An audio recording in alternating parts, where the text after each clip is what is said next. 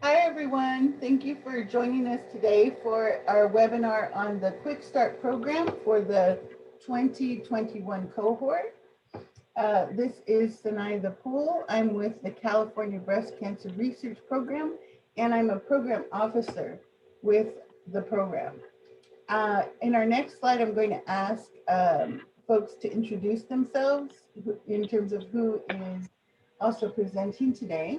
So I'm going to go ahead and turn it over to Isis Pickett. Hi. Hi, my name is Isis Pickens. I am with Women of Color Breast Cancer Survivors Support Project. Today we will also have Sanaya Poole from CBCRP.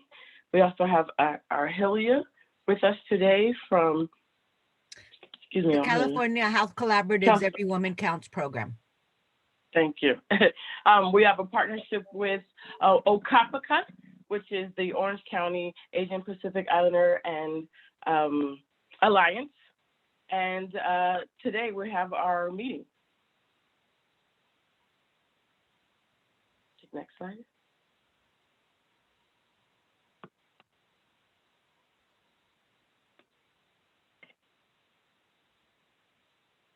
Okay, so today's meeting, we want to give you an overview, an introduction to what QuickStart is.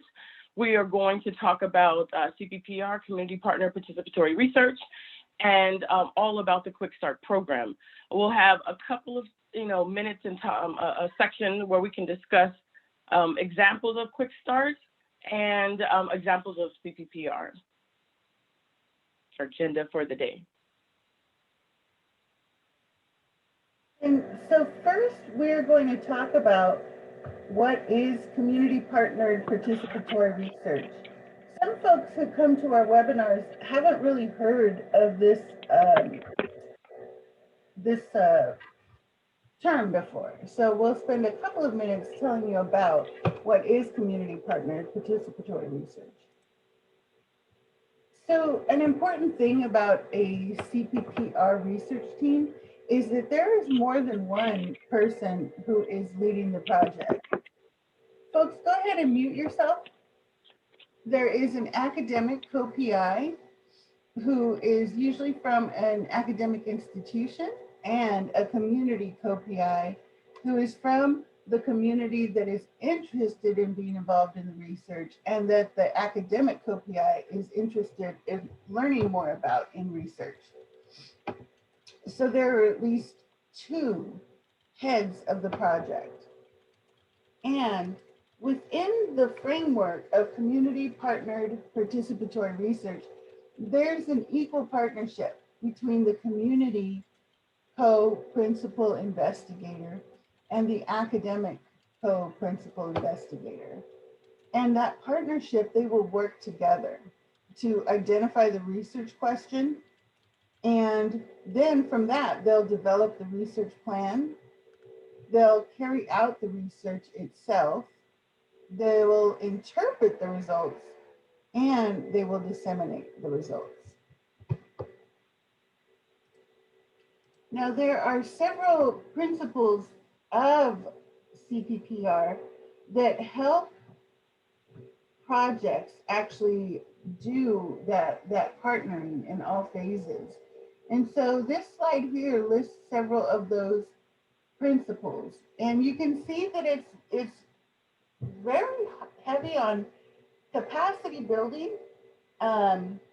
ethical types of work. And one of the things around something being ethical is that a project really needs to be coming from the community, and it needs to be designed in a way that will be acceptable to the community. And so that requires that the co-PIs work together to come up with something that may not look like your standard randomized controlled trial, but actually is going to be a better fit for the community while still being rigorous. So you can see that it combines science and community, and there is there is participation from both sides, from the academic side and the community side, and that it is a chance to balance and have strong and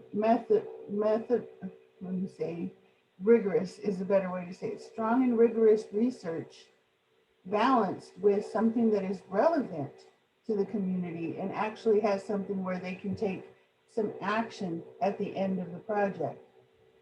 So CPPR really is paying attention to a lot on both sides of the equation, both around the research side and around the community side. And so, as you can see, we've talked about partnership and, moving from the standard type of research that a lot of folks know about to something that's rooted in community and very much community at the head of it. And it's not always easy to do this kind of research.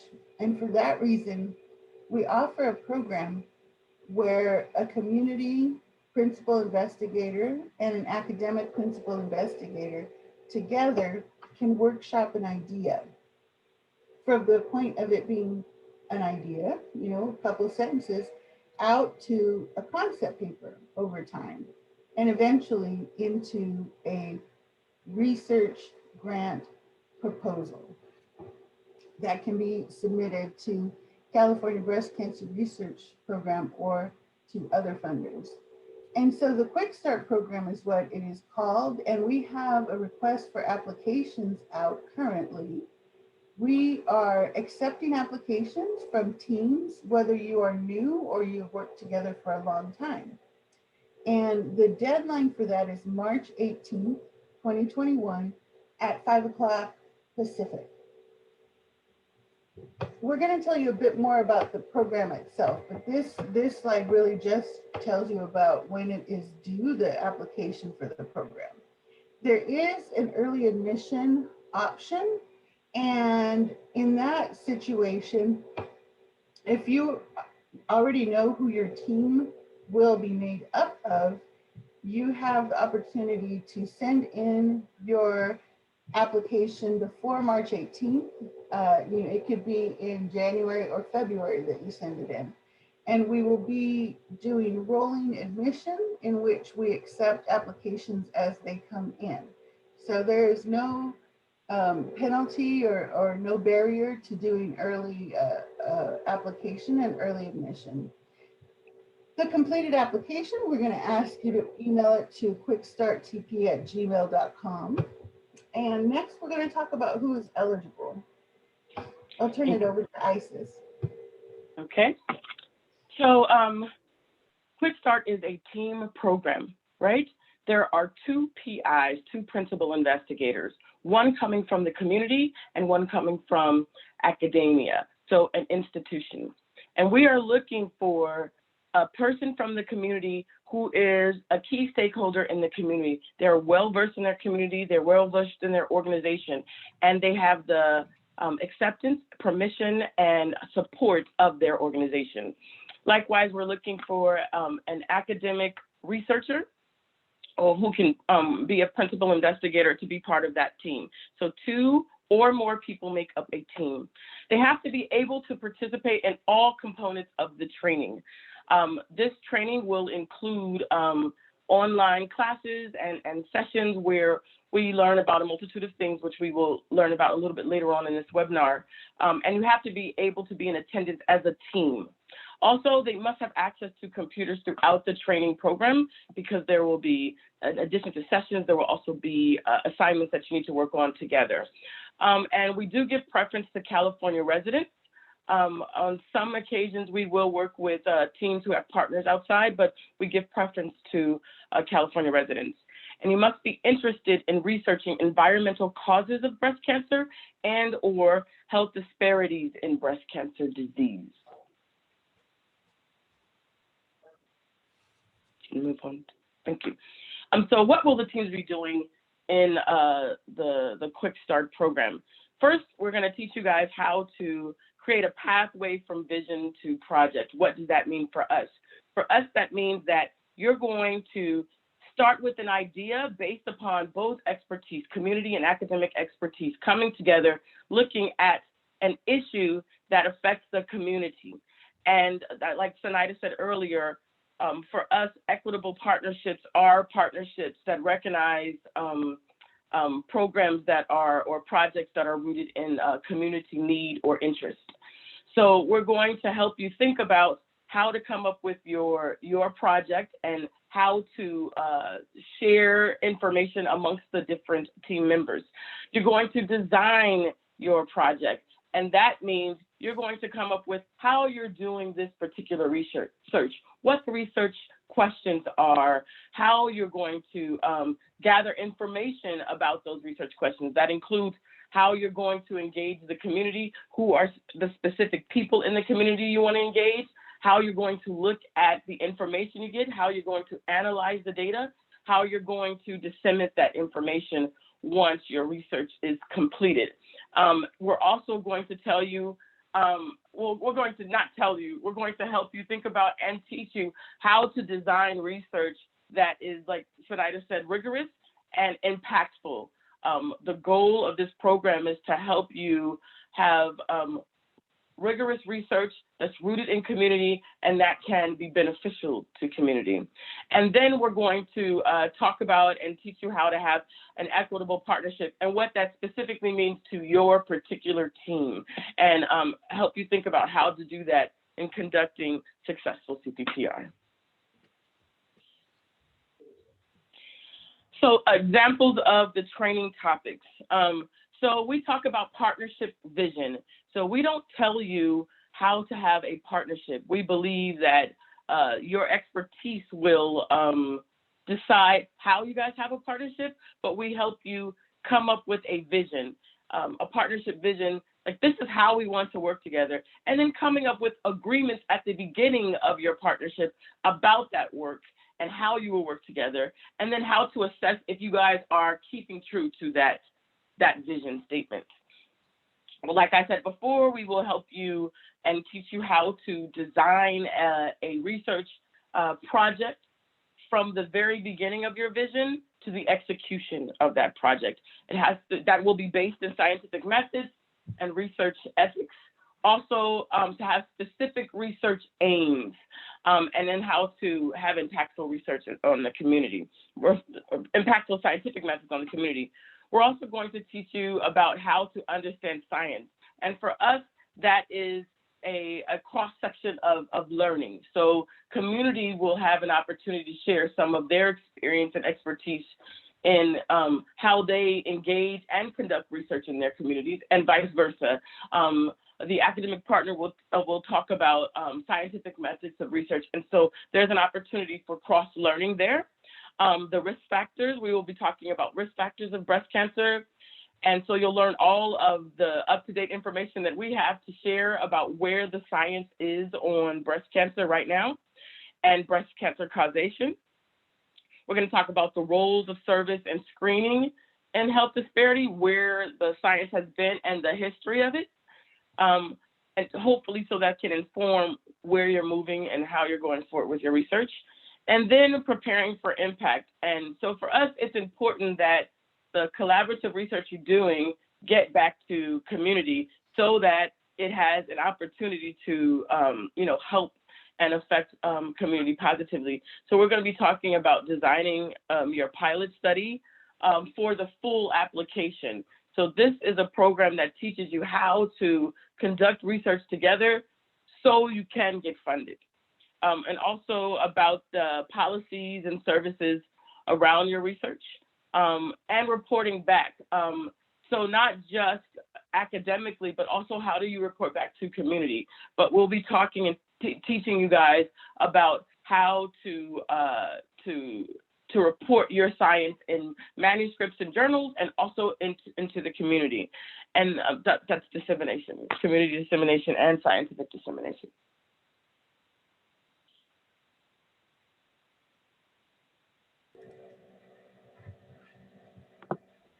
So one of the important things about this year that we wanted to spend some time on in this webinar is the time commitment and the way that we'll meet. Given that we've been in the COVID-19 pandemic all of 2021, and we just are not sure when we'll be able to meet in person, we're actually going to deliver the QuickStart 2021 program all online. And we will start in late April, and most of the program itself will be delivered by October.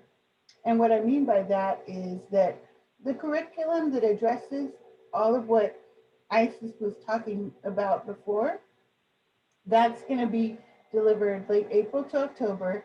And then there's an option in November to January of turning that concept paper into an actual proposal and submitting it for a mock review and getting to watch a panel of experts that usually do serve for us review your application. So late April to early October for the bulk of it, and then optional activities November to January. And I want to make a note about the type of activities that we will use as teaching methods. We're going to do online weekly assignments before and after our main training sessions. It says face-to-face on the slide, but that's just a typo. So online weekly assignments will be where you go to a specific website and you access directions for assignments on things like drafting your research questions, how to do a review of what has been published already on your topic. It's called a literature review.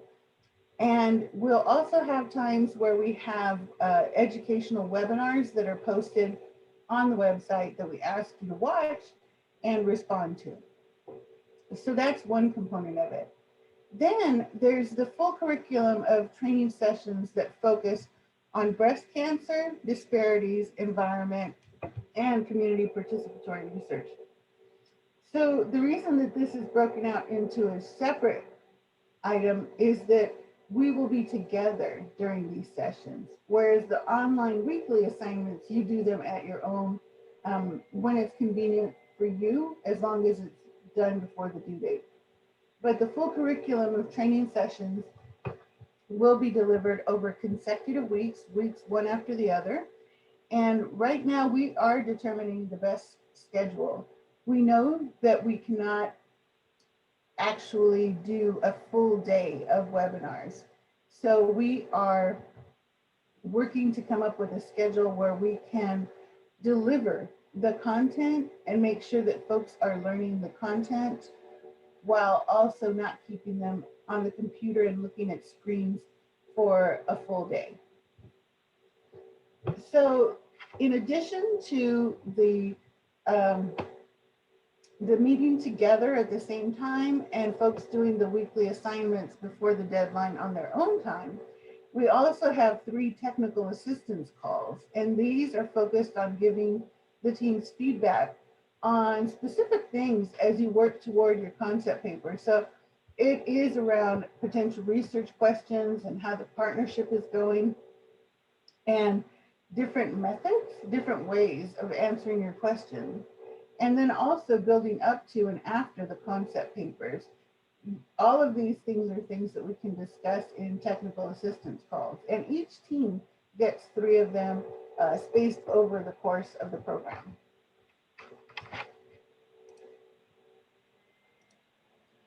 So one of the important things to know is that it is free to participate in the QuickStart program. There is no charge. What we do ask is that you have your own computer and your online access, which you do have if you're watching this webinar. And costs that are associated with any regular partnership work that takes place outside of the QuickStart program, that needs to be paid by the teams themselves. And by that, we're talking about the cost of phone calls, if you have a cost of phone calls, transportation to specific meetings, if those things are going to take place, those costs are the responsibility of the teams themselves.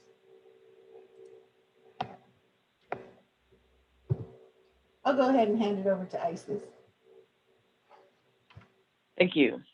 So what are the benefits of QuickStart? So what we have found is that community partnered participatory research is beneficial to have more accurate research and also to have better outcomes for communities. And so for academic partners who are coming on, it helps improve with your funding. One of the issues that a lot of academic researchers deal with when they are doing research in the community is sometimes academic partners have trouble with retention, maybe even getting access to communities that they're trying to research.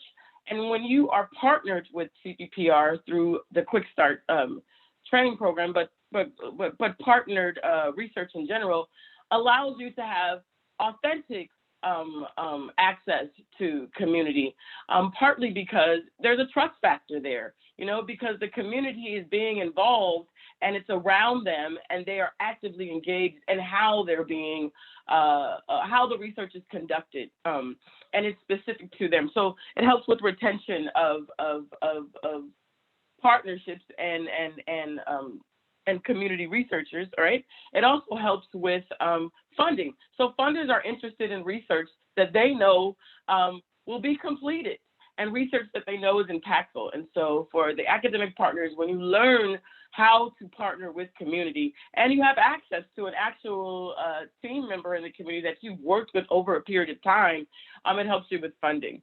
Also, helps with translation and dissemination potential. So as you know, as an academic partner, an academic researcher, sometimes you're working in isolation on a project that's for a community that you might be seriously passionate about, and you are reporting back on journals, which are great, but oftentimes those reportings and those journals don't make it back to the community which the research is affected by, right? And so when you partner with CPPR through this training, we teach you how to make sure that the translation of your work actually gets implemented into the community and the important information of your research gets to the community for, you know, productive change. And then also it helps to contribute toward policies and practices, which I've been speaking of.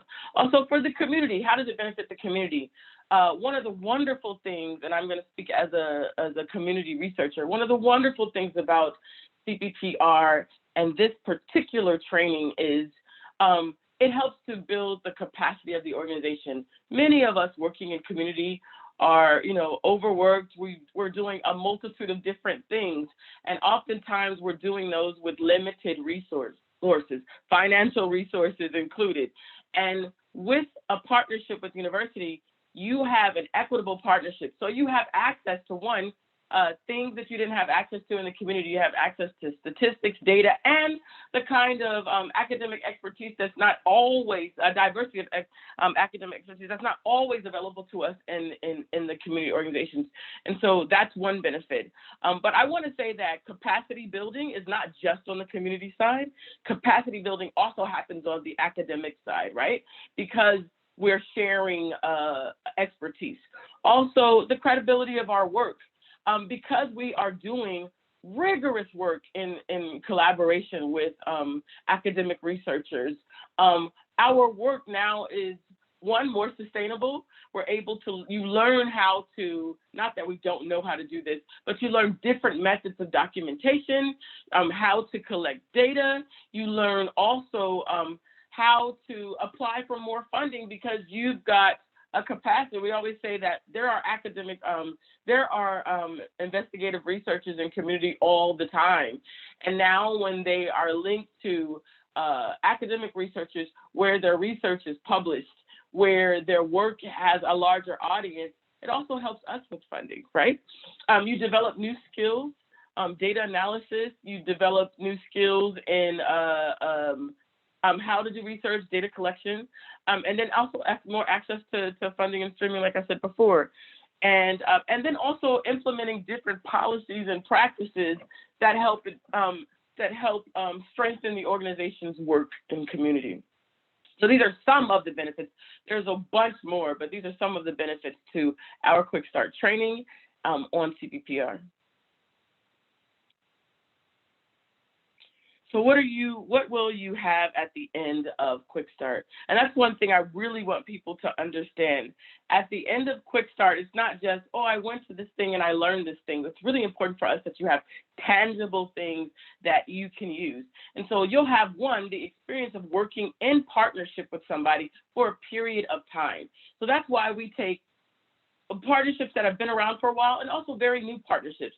Somebody that you might have an interest in or might have similar interests as you know, a community working on a subject that you as an academic researcher have been looking on, or you as a community researcher can finally find an expert in a field or area that you guys have been attacking for a while. And so you'll have time with that person. You'll have time with your partner and time on a specific project.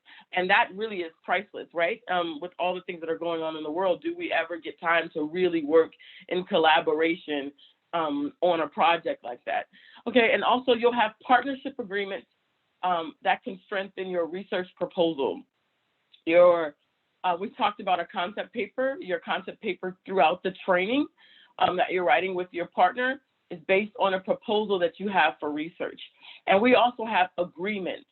We will teach you how to go from your vision, your partnership vision, to an agreement that you guys have. And when you walk away from that, you and your partner will have that agreement for any new proposal that you want to submit to this program or to CPPR, CVCRP, or to any other funders. And then you'll have the concept paper. The concept paper, like I said before, is the basis for your proposal. And it is a research reviewed, you're reviewing literature paper with your partner. And that will be the foundation for what you need for proposals and for other grant funding. And then you'll have the option to witness an expert review of the draft proposal. What I tell you that this is priceless.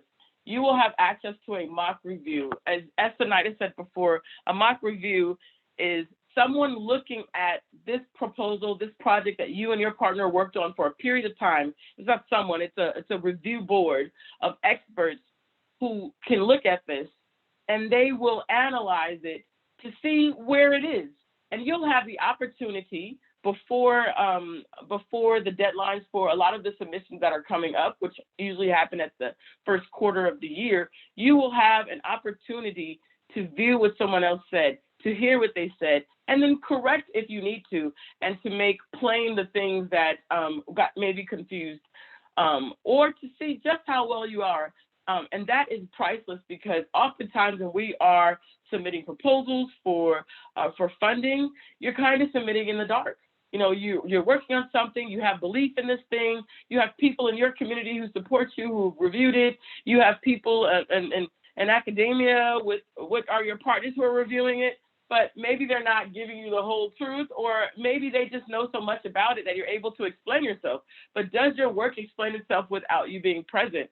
And so now this gives you kind of like a window into that experience, so you have an opportunity to see how it's received. And I can tell you that that really is priceless for those of us who have been submitting for a while, to have some kind of, you know, helpful feedback on how to make it better. Is just priceless.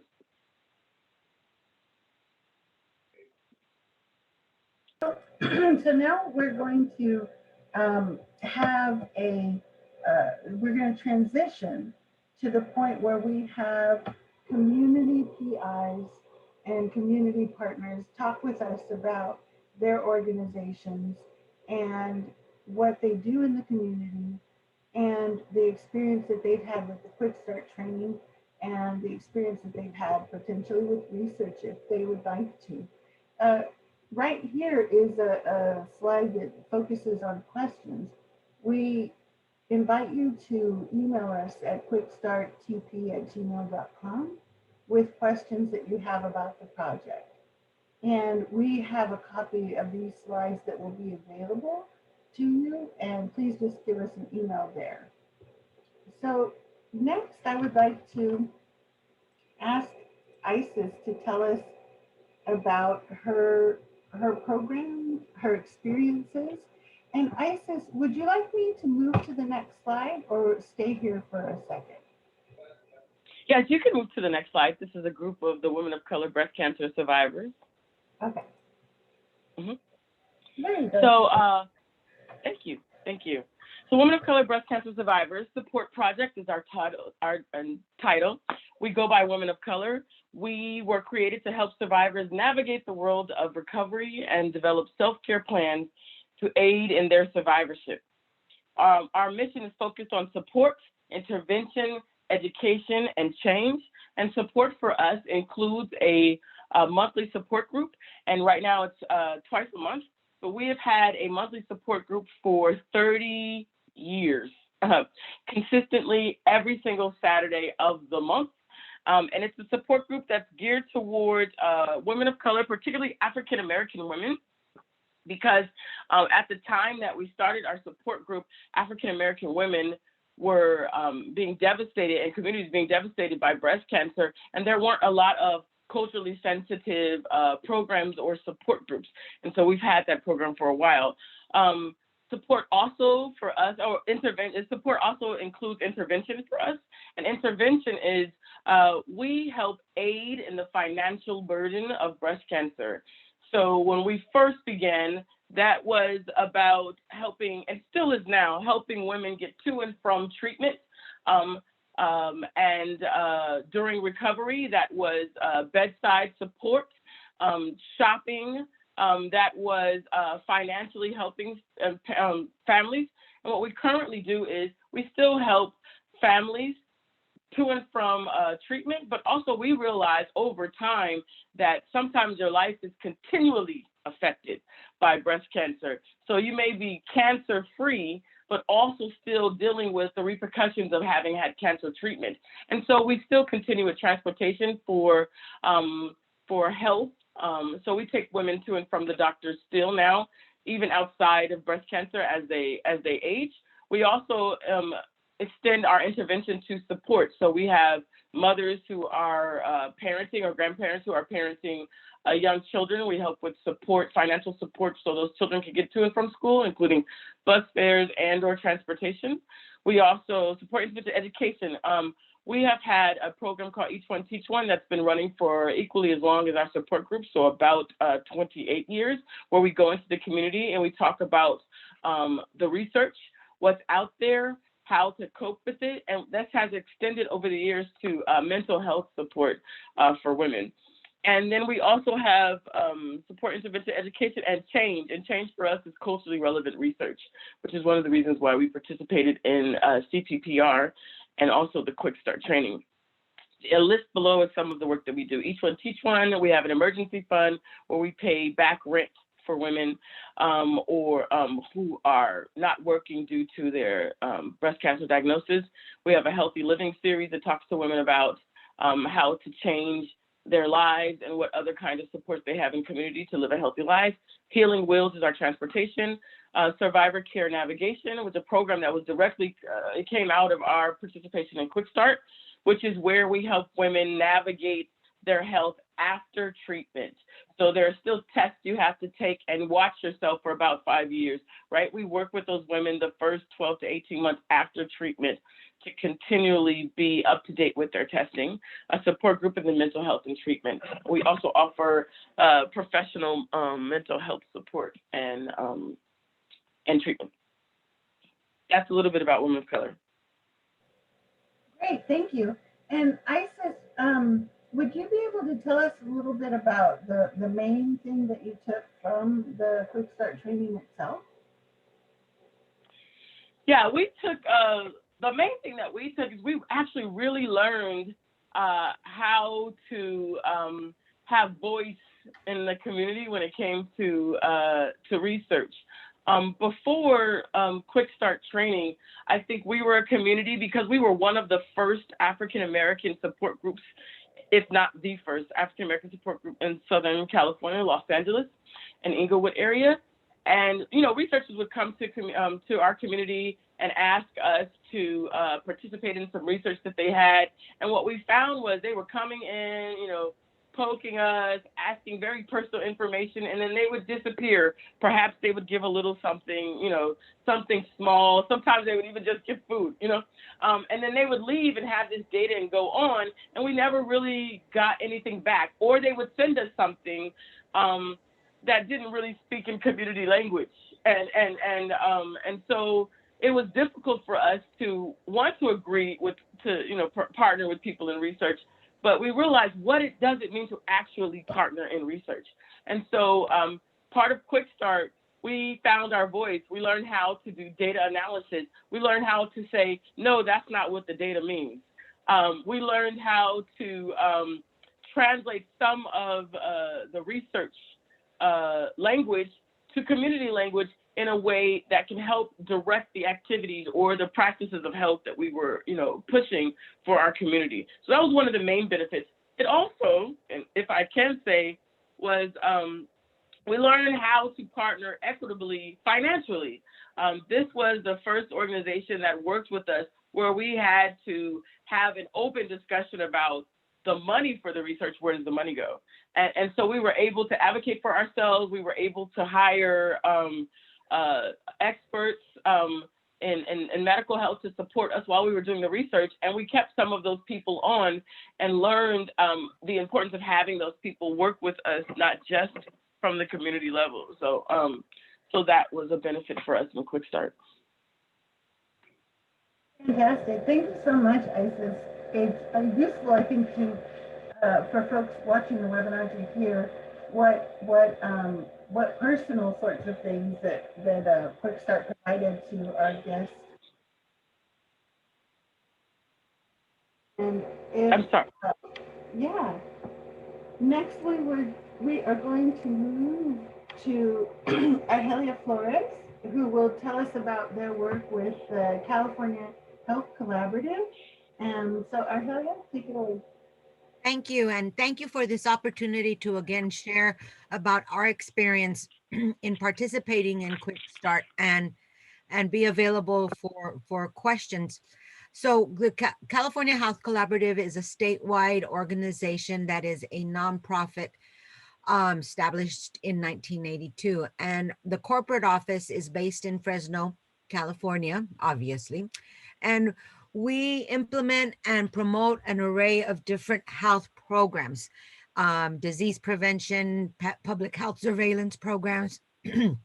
And one of the primary programs that began and it has evolved is the program that I work with, the Every Woman Counts program, which promotes the importance of breast and cervical cancer screenings. And because of that, partnership with the Department of Health of the state of California, we, the California Health Collaborative, are responsible for health education and clinical coordination of the Every Woman Counts program in 50 of the, wait, I'm going to get that wrong, so I'll say it this way. We are responsible for 7 out of the 10 regions that the state of California has divided the program into. So we are throughout the state, and one of the things that has encouraged us to look at what we need to do here in our region, which is the Central Valley. We cover, I work from Kern County up through Stanislaus County, and we have seen that many of the programs that are available in LA area, in Bay Area, are wonderful programs, and the funding primarily has gone, and I believe continues to go, to those 2 main population areas, and that's great. But we also need to have a voice for the Central Valley and the aspects of communities that live in the Central Valley facing similar health questions and health disparity questions, health support questions, health, anything that is about my health and that impacts me as a person that lives in the Central Valley. And so when we do research or we see research, and the primary research groups have come from the urban populations, what their findings produce is, I think, a little bit lacking in information of population as a whole, because there was a whole segment of California in which research was not um, conducted and informed that those results. So I am very happy to have participated in the QuickStart program, and I'll stay up front that our research program, our partnership program with our partners with UCSF, we got all the way to the drafting of our proposal, and then there was life changes and we needed to withdraw from submitting, but we are still in search of what can we do to help increase the voice of the Central Valley and its opportunities for research and for developing and decreasing services that would help encourage women um, to do their breast cancer screenings, or support, or have a voice to identify the needs that they have. And so I that to me is one of the key takeaways from participating, not only in providing a being a small thorn in somebody's side about promoting the need for partnerships to be developed in the Central Valley, because that voice of the Central Valley needs to be included. And then we learned how to work with our partner. Fortunately for us, our partner was someone that had come to us on a different research program that they were piloting in the Central Valley, and so we developed a relationship. And that research study was focused on support services for monolingual Spanish-speaking breast cancer survivors, and or those who had recently been diagnosed with breast cancer. What we were then looking at was our research work was going to be based on looking at what needed to be done in the Central Valley for African American women who were recently diagnosed with breast cancer. So fortunately, our partnership was there, and the academic partner was willing to go through that Quick Start program with us, develop our research question, develop everything that was mentioned in terms of lessons learned, and the voice of our interest, combined with the interest of the academic partner, was working really, really well. And then so as mentioned before, I believe that doing this community participatory research strengthens the voice of academics in the community, as well as strengthening the voice of the community partner in the community. And knowing that if I am a community person who has an interest, who is studied, then I should decide and or be involved in the decision of how that work gets used in the future. So yes to building relationships, yes to learning to look at research, look at science differently, and look at that many of us have the same interests about equitable approaches, not only to research, but then perhaps down the road to treatment, to utilizing that research that is going to be of benefit for community as a whole, just not one section of community. So I appreciated the opportunity, and I look forward to addressing any questions that may pop up. Senaida would definitely have my contact information, and if anyone is interested in having a one-on-one discussion, I would gladly be available to have that conversation. Thank you again for this opportunity to share. And if I missed anything, please remind me if I needed to address another topic. Thank you so much. Thank you, Argelia. I do think that you covered all of the topics, and it was really, for me, helpful to hear more about your organization and the work that you do so widely across the state of California. And so I really appreciate you joining us, and also I appreciate you, Isis, for both of you sharing about your experiences. I'm going to bring our webinar to a close with this. So if folks have any questions about the Quick Start 2021 application, I'm going to invite you to email us at sanaida.pool@ucop.edu or quickstarttp@gmail.com. And as Argelia mentioned, I do have her contact information in case you have questions specifically for her, and you can reach out to me for that. But we really look forward to hearing from you about any questions, and no question is too small or too large. Please do get in touch, and we hope to receive your application either in March or before then. So thank you. Thank you. Thank you.